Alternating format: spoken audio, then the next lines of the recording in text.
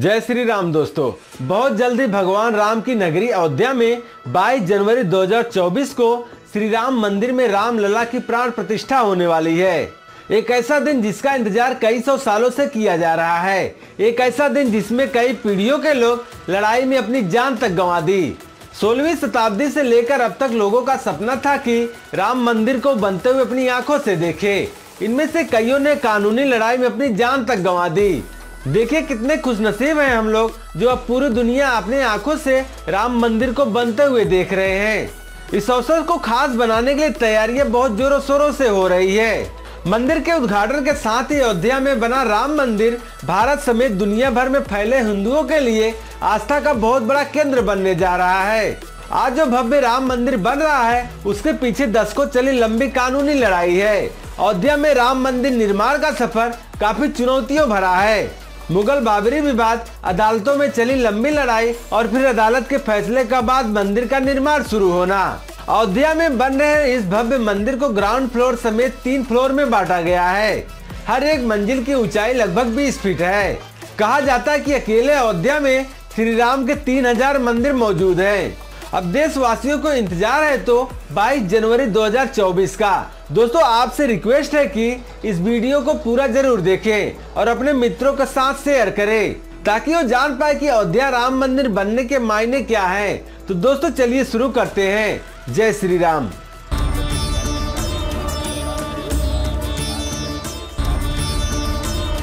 पौराणिक कथाओं और धर्म ग्रंथों के आधार पर अयोध्या के पवित्र श्री राम जन्मभूमि मंदिर के इतिहास का विवरण कुछ इस प्रकार है। जब भगवान श्री राम प्रजा सहित बैकुंठ धाम चले गए तो कहते हैं पूरी अयोध्या नगरी सरयू नदी में समाहित हो गई। मात्र अयोध्या का भूभाग ही बच गया और कई वर्षों तक यह भूमि यूं ही पड़ी रही। बाद में कौसंबी के महाराज कुश ने अयोध्या को फिर से बसाया। इसका वर्णन कालिदास के ग्रंथ रघुवंश में मिलने की बात कही जाती है। भविष्य पुराण के अनुसार मध्य प्रदेश उज्जैन के महाराज विक्रमादित्य ने 5वीं शताब्दी ईसा पूर्व में एक बार फिर से दूसरी बार उजड़ चुकी अयोध्या का निर्माण करवाया। धार्मिक ग्रंथों के अनुसार उन्होंने अयोध्या में सरयू नदी के लक्ष्मण घाट को आधार बनाकर 360 मंदिर का निर्माण करवाया। वे भगवान विष्णु के परम भक्त थे और इसलिए उन्होंने ही श्री राम जन्मभूमि पर एक भव्य मंदिर का निर्माण करवाया। वही हिंदू पक्ष का दावा है कि बाबर से पहले भी 1033 में मुस्लिम आक्रमणकारी सालार मसूद ने जन्मभूमि मंदिर को ध्वस्त कर दिया था। उसके बाद गढ़वाल वंश के राजाओं द्वारा इस पवित्र मंदिर का फिर से तीसरी बार निर्माण करवाया गया था।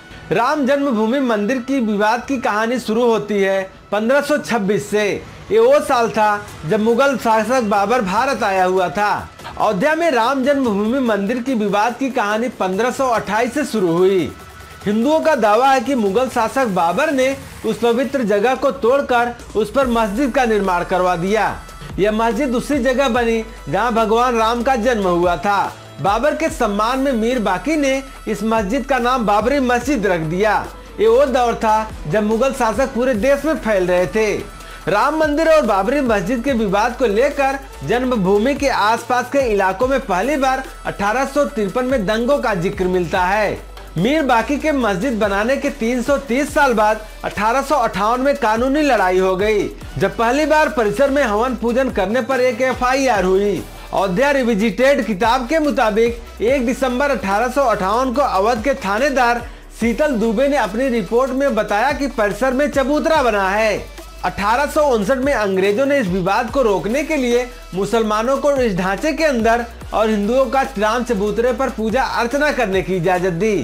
ये पहला कानूनी दस्तावेज है जिसमें परिसर के अंदर राम के प्रतीक होने की प्रमाण मिले हैं। 1885 में पहली बार महंत रघुबीर दास बाबरी मस्जिद के पास मंदिर निर्माण को लेकर फैजाबाद कोर्ट में एक याचिका लगाई जिसे कोर्ट ने ठुकरा दिया। 19वीं सदी में मुगलों और नवाबों का शासन कमजोर पड़ने लगा। इससे अंग्रेजी हुकूमत काफी प्रभावित हो चुकी थी। उस दौर में ही हिंदुओं ने यह मामला उठाया और कहा कि भगवान राम के जन्म स्थान मंदिर को तोड़कर मस्जिद बना ली गई। इसके बाद से रामलला के जन्म स्थल को वापस पाने की लड़ाई शुरू हुई। 23 दिसंबर 1949 को राम जन्मभूमि मंदिर के इतिहास में एक बार फिर से जबरदस्त मोड़ आया। उस दिन रामलला की प्रतिमा मस्जिद के अंदर अचानक से विराजमान पाई गई। यह विवाद इतना बढ़ा कि आखिरकार तत्कालीन सरकार ने उस ढांचे को विवादित मानकर उस पर ताला लगवा दिया। ढांचे के अंदर नमाज रुक गई, लेकिन बाहर राम चबूतरे और परिसर के बाकी हिस्सों में पूजा अर्चना लगातार चलती रही। 1950 से तत्कालीन विवादित परिसर को लेकर कानूनी जंग शुरू हुई। गोपाल विशारद और रामचंद्र दास ने ढांचे के अंदर रामलला की पूजा की इजाजत और उनकी प्रतिमा वहीं रहने देने की अनुमति के लिए फैजाबाद सिविल कोर्ट में 2 अर्जी दाखिल की। 1959 में निर्मोही अखाड़ा संगठन ने तीसरी बार अर्जी लगा दी। इसके जवाब में 1961 में यूपी सुन्नी मुस्लिम वक्फ बोर्ड ने विवादित जगह पर कब्जा लेने और ढांचे के अंदर से मूर्ति हटाने की अर्जी लगाई। इसके बाद साल 1984 में विवादित ढांचे की जगह मंदिर बनाने के लिए विश्व हिंदू परिषद ने एक कमेटी गठित की। लगभग 25 साल बाद 1986 में यूसी पांडे की याचिका पर फैजाबाद के जिला जज के.एम. पांडे ने 1 फरवरी 1986 के ऐतिहासिक फैसले में विवादित ढांचे से ताला हटाने का आदेश दिया और हिंदुओं को पूजा करने की अनुमति भी दे दी। अगस्त 1989 में इलाहाबाद हाई कोर्ट ने फैजाबाद जिला अदालत से टाइटल सूट अपने हाथों में ले लिया और विवादित जमीन यथास्थिति बरकरार रखने का आदेश दिया, यानी पूजा अर्चना निरंतर जारी रही।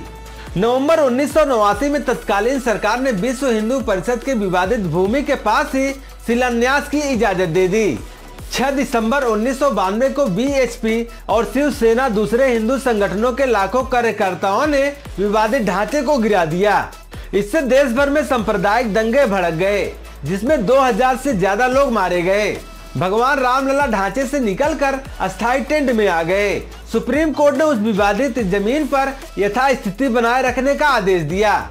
साल 2002 में हिंदू कार्यकर्ताओं को लेकर जा रही ट्रेन में गोधरा के पास दंगाइयों ने ट्रेन में आग लगा दी, जिसमें 58 लोगों की मौत हो गई। इसकी वजह से गुजरात में हुए दंगे में 2000 से ज्यादा लोग मारे गए। अप्रैल 2002 में उच्च न्यायालय की लखनऊ खंडपीठ ने विवादित स्थल का मालिकाना हक तय करने के लिए सुनवाई शुरू की। उच्च न्यायालय ने 5 मार्च 2003 को भारतीय पुरातत्व सर्वेक्षण को संबंधित स्थल पर खुदाई करने का आदेश दिया। 22 अगस्त 2003 को भारतीय पुरातत्व सर्वेक्षण ने न्यायालय को रिपोर्ट सौंपी। इसमें संबंधित स्थल पर जमीन के नीचे एक विश्व हिंदू धार्मिक मंदिर होने की बात कही। 30 सितंबर 2010 को इलाहाबाद हाई कोर्ट ने अपने फैसले में विवादित स्थल को सुन्नी वक्फ बोर्ड, रामलला विराजमान और निर्मोही अखाड़ा के बीच 3 बराबर हिस्सों में बांटने का आदेश दिया। न्यायाधीशों ने बीच वाले गुंबद के नीचे जहां मूर्तियां थी उसे राम जन्म माना। इसके बाद मामला सर्वोच्च न्यायालय पहुंचा। साल 2011 में सुप्रीम कोर्ट ने अयोध्या विवाद पर इलाहाबाद हाई कोर्ट के फैसले पर रोक लगाई। 21 मार्च 2017 को सुप्रीम कोर्ट ने आउट ऑफ कोर्ट सेटलमेंट का आह्वान किया। यह भी कहा कि दोनों पक्ष राजी हो तो वह भी इसके लिए तैयार है।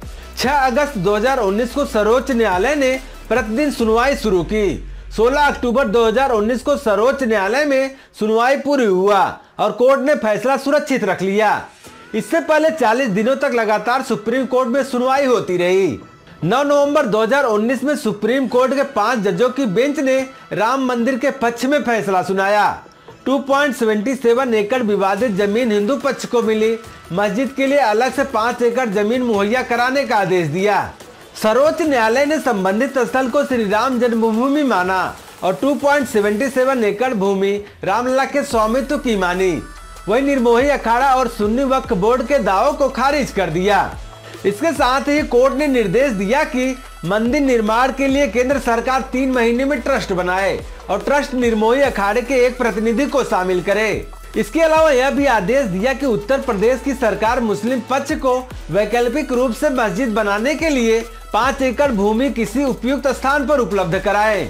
सुप्रीम कोर्ट के फैसले तक रामलला उसी अस्थायी टेंट में विराजमान रहे, लेकिन उनकी पूजा अर्चना और दर्शन का कार्य निरंतर संपन्न होता रहा। 2020 में तकरीबन 28 साल बाद रामलला टेंट से निकलकर फाइबर के मंदिर में शिफ्ट हुए। इसी के साथ दशकों से चली आ रही लंबी कानूनी लड़ाई समाप्त हो गई। अब बारी थी निर्माण की। 5 फरवरी 2020 को प्रधानमंत्री नरेंद्र मोदी ने राम जन्मभूमि तीर्थ ट्रस्ट क्षेत्र की घोषणा की।